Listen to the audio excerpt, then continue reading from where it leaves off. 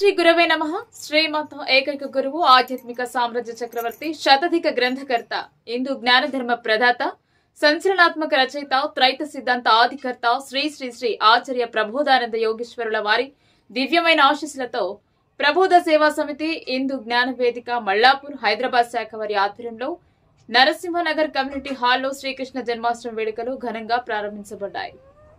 ఈ వేడుకలు ఆగస్టు 19వ తేదీ నాడు పల్లకి సేవ మరియు ఊరేగింపు కార్యక్రమంతో ముగుస్తున్నాయి.